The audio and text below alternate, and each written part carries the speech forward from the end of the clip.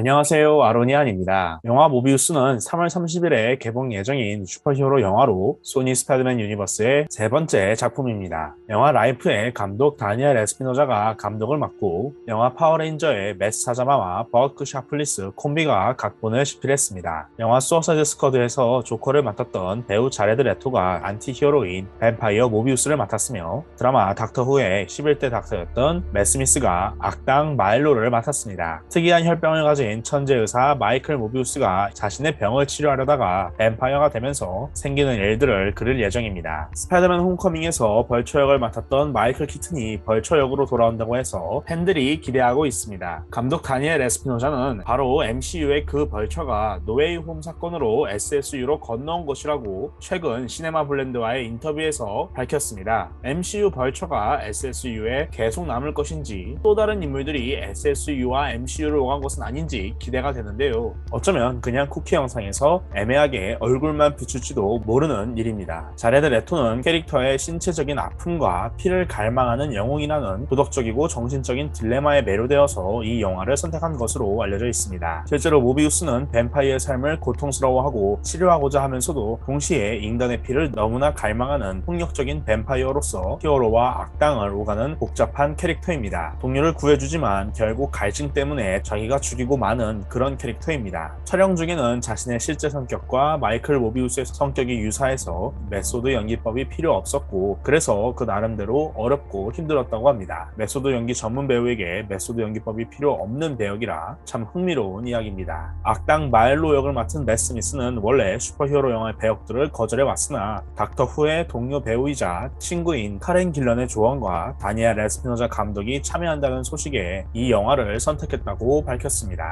넷플릭스 영화 식스 언더그라운드로 내한온 배우 아드리아 아르후나가 과학자이자 마이클의 약혼녀인 마르틴 벤크로프트를 맡았습니다. HBO 드라마 체르노빌의 배우 자레드 해리스가 특이한 혈병을 가진 환자들을 치료하는 시설을 관리하며 마일로와 마이클에게 아버지와 같은 존재인 과학자 니콜라스를 맡았습니다. 타이리스 깁슨은 모비우스를 추격하는 FBI 요원 시몬 스트라우트를 맡았는데요. 타이리스 깁슨에 따르면 시몬은 최첨단 무기로 무장해서 모비우스와 싸우는 일종의 영화 속 슈퍼히어로의 역할을 할 것이라고 합니다. 참고로 타이리스 깁슨은 이 영화에 합류하면서 3편을 계약했다고 하니 앞으로 시몬이 어떻게 활약할 것인지 지켜봐야겠습니다. 원래 모비우스 캐릭터는 1998년 마블의 슈퍼히어로 영화 블레이드에 출연할 예정이었습니다. 감독 스티븐 노링턴이 직접 카메오처럼 마이클 모비우스로 나왔으나 편집 과정에서 삭제되었고 감독 본인도 속편에서 마이클 모비우스로 돌아오지 않기로 하면서 모비우스의 실사와는 그렇게 물 건너 갔습니다. 그러다 거의 20년 뒤인 2017년 존 와츠 감독은 블레이드와 모비우스를 스파이더맨 홈커밍의 후속편에 등장시킬 의향을 밝혔습니다. 하지만 소니는 비밀리에 모비우스를 실사화할 준비를 하고 있었고 맷 사자마 콤비가 각본을 집필하면서 자레드 레토가 출연 의사를 밝혔습니다. 자레드 레토는 여러 감독들을 직접 만나 골랐고 소니가 접촉한 감독 다니엘 에스피노자와 만나서 논의하면서 영화가 본격적으로 확정되었습니다. 마이클 모비우스는 작가 로이 토마스와 아티스트 길 케인이 만든 캐릭터로 어메이징 스파이더맨 101호에서 스파이더맨의 악당으로 데뷔했습니다. 뱀파이어이지만 과학적으로 변한 뱀파이어라는 점이 독특한 특징인데요. 이는 전설적인 방법이 아니라 방사능에 의해 뱀파이어가 된 어떤 뱀파이어 영화를 본 작가 로이 토마스의 유년기 추억 때문이었습니다. 다만 모비우스라는 이름은 SF 영화의 고전, 금지된 행성에서 따온 것은 아니라고 하죠. 참고로 재밌게도 맷 스미스가 닥터였던 닥터 후의 고전 명작 에피소드 중에는 모비우스의 뇌라는 에피소드가 있습니다. 아티스트 길 케인은 영화 쉐인의 배우 잭 팰런스를 본따서 마이클 모비우스를 디자인했습니다. 사실 모비우스가 나올 수 있었던 것은 당시엔 기적이었습니다. 미국 만화의 골든에이지가 2차 세계대전의 종료로 막을 내리면서 잔인하고 미신적인 내용의 코믹스들이 인기를 끌었습니다. 반발한 부모들은 이런 내용을 막고자 만화의 내용을 검열하는 기구 코믹스 코드 어소리티를 만들었습니다. 그 때문에 한동안 코믹스에선 미신적이고 초자연적인 내용이나 잔인한 호러 연출이 나오지 못했는데요. 1971년에 검열 조항이 완화되면서 모비우스가 데뷔할 수 있었습니다. 문나이트가 데뷔했던 타이틀 웨어울프 바이 나이트가 1972년에 연재될 수 있었던 것도 이 때문이었습니다. 그리고 문나이트와 모비우스는 모두 3월 30일에 같이 실사화되었으니 참으로 신기한 우연입니다. 모비우스는 그리스 출신으로 홀어머니 가정에서 자랐습니다. 선천적인 특이한 혈병 때문에 마이클은 뱀파이어 같은 외형적, 체질적인 특성을 갖게 되었고 그래서 친구들과 잘 어울리지 못했습니다. 에밀 니코스와 여동생 리자 니코스가 마이클의 유일한 친구였는데요. 다만 마이클은 리자를 사랑했는데 리자가 그의 고백을 거절했기 때문에 리자와 마이클의 관계는 애매해졌습니다. 다행히게도 마이클은 천재적인 머리를 갖고 태어났고 열심히 공부해서 에밀과 같이 좋은 대학에 들어갑니다. 마이클은 결국 노벨상을 수상한 생물학자가 됩니다. 또한 혈액학 분야에서 의학 박사 자격증을 갖고 있죠. 그는 자신의 지식을 이용해서 자신의 병을 치료하고자 했습니다. 마이클과 에밀은 전기 충격과 흡혈 박쥐를 이용해서 자신의 병을 치료하는 특별한 실험을 시작합니다. 이 실험은 결국 그를 살아있는 과학적인 유사 뱀파이어로 만들어버립니다. 피를 갈망하던 마이클은 동료였던 에밀을 바로 죽이고 훗날 이 소식을 듣게 된 리자는 복수를 위해 스스로를 훈련해서 모비우스의 적이 되어서 나타납니다. 뱀파이어로 변한 마이클은 배를 타고 미국으로 도망칩니다. 그곳에서 피를 갈망하며 선원들을 죽이는데요. 결국 죄책감에 자살을 선택하지만 그는 자살에는 실패합니다. 이후 마이클은 미국의 어느 한 해변가에 집에서 숨어 있었는데요. 그때 거기에 팔이 6개 달린 스파이더맨이 도착합니다. 당시 스파이더맨은 스파이더맨을 포기하고 그웬 스테이시와 행복하고 평범하게 살고자 했습니다. 그래서 자신에게 특이한 약을 주입했는데 오히려 이 약 때문에 팔이 6개가 되었습니다. 모비우스는 스파이더맨과 싸우고 현장에는 리자드까지 등장합니다. 리자드는 모비우스와 싸우는 동안에 모비우스의 피라면 자신도 스파이더맨과 같이 치료될 수 있다고 생각했고 스파이더맨과 힘을 합쳐서 모비우스와 싸웁니다. 결국 모비우스의 피로 스파이더맨은 원래대로 팔이 2개로 돌아가고 리자드도 다시 인간으로 돌아가게 됩니다. 이것이 모비우스의 첫 번째 스파이더맨과의 만남이었습니다. 마이클은 초자연적인 뱀파이어들과 같은 능력과 비슷한 특징을 가졌을 뿐 뱀파이어는 아닙니다. 즉 뱀파이어처럼 날카롭고 강력한 송곳니가 있어서 다양한 존재를 물어서 피를 마실 수 있고 늙지 않습니다. 물론 이들은 마이클처럼 유사 뱀파이어가 됩니다. 따라서 이 물린 피해자들은 반드시 죽은 것은 아니며 치료될 수 있습니다. 또한 유사 뱀파이어이기 때문에 전통적으로 알려진 뱀파이어 퇴치 방법 미신은 아무런 소용이 없습니다. 초자연적인 뱀파이어들의 약점이 마이클에게는 전혀 통하지 않는 것이죠. 다만 마이클은 햇빛에 살짝 민감한 약점이 있어서 주로 낮에는 잠을 잡니다. 한편 그는 손발톱 끝을 매우 날카롭게 만들어서 공격할 수 있습니다. 마이클은 마신 피의 양에 따라 더 강해질 수도 있는 초인적인 힘과 체력을 갖고 있고 초인적인 내구력과 치유력을 가졌습니다. 다만 이 치유력은 울버린의 힐링 팩터만큼 강하지는 않아서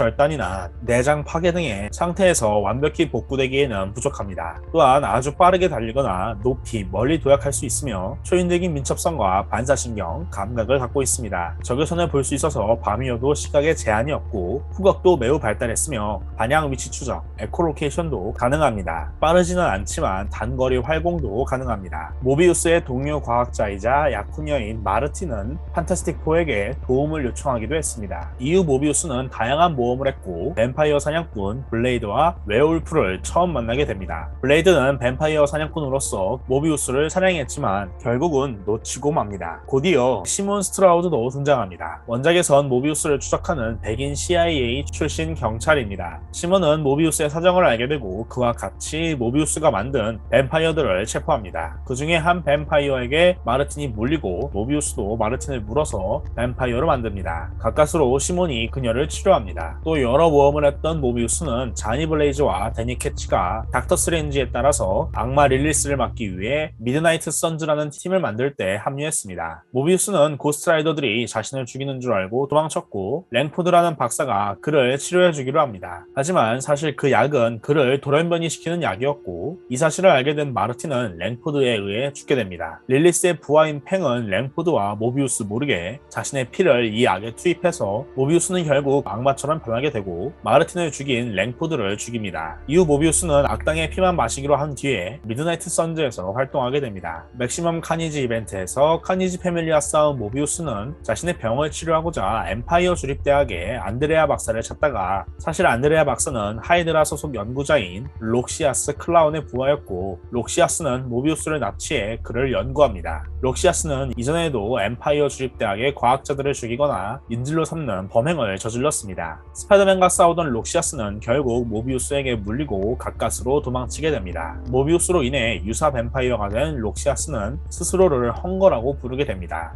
하수구에 숨어 살면서 사람들을 납치해 자신만의 왕국을 만든 록시아스는 자신을 취재하려고 온 베티 브렌트와 피터 파커를 쓰러뜨리고 베티를 납치합니다. 피터는 스파이더맨이 되어서 록시아스와 싸우고 시민들을 풀어줍니다. 록시아스가 스파이더맨을 물려고 하자 플래시 톰슨이 스파이더맨을 구해줍니다. 이후 록시아스는 킹핀과 싸우지만 실패하고 유사 뱀파이어 군대를 이끌지만 스파이더맨과 블레이드와 힘을 합치면서 실패합니다. 이게 록시아스 캐릭터의 전부인데요. 배우 맷 스미스가 모비우스에서 맡은 역할은 처음에 록시아스로 알려져 있으나 현재는 마일로라는 오리지널 캐릭터인 것으로 설명이 바뀌었습니다. 영화 속에서 마일로는 모비우스와 같은 혈병을 가졌지만 부잣집 도련님으로 이름은 루시엔이며 모비우스의 친구로 나온다고 합니다. 하지만 모비우스와 같은 힘을 갖게 되자 이 힘을 이용해서 악당이 되기로 하죠. 맷 스미스가 닥터후에서 엄청난 연기를 선보였기 때문에 그가 어떤 악당을 선보일지 굉장히 기대가 되는데요. 이후 모비우스는 다양한 스파이더맨 스토리에서 활약하면서 스파이더맨의 악당이자 안티 히어로로서 활동을 했습니다. 영화가 어떻게 나올지는 두고 봐야겠지만 속편에는 크로스오버 가능성이 많습니다. 자레드 레토는 모비우스가 앞으로 배우 마허샬라 알리의 MCU 블레이드와 엮이거나 하는 등의 MCU와의 크로스오버 가능성을 언급했습니다. 케빈 파이기와 소니 스파이더맨 유니버스 제작자인 에이미 파스칼도 마허샬라 알리의 블레이드와 자레드 레토의 모비우스가 같이 나오는 영화를 제작할 가능성이 있음을 발표한 바 있습니다. 톰 홀랜드 역시 모비우스와 싸우고 싶다고 밝힌 바 있죠. 이렇게 크로스오버 분위기도 솔솔 나오는 가운데 당연히 베놈과의 만남도 가능성이 있습니다. 자레드 레토는 모비우스가 베놈과 싸우는 것도 보고 싶다고 밝혔기 때문이죠. 과연 영화 모비우스가 모비우스를 어떻게 묘사할 것인지 또 좋은 슈퍼히로 영화가 될 것인지 궁금해지는데요. 부디 영화가 잘 나와서 모비우스의 속편도 기대가 되는 그런 상황이 나온다면 참 좋겠습니다. 과연 3월 30일 모비우스와 문나이트의 대결에서 승자는 누가 될 것인지 기대가 됩니다.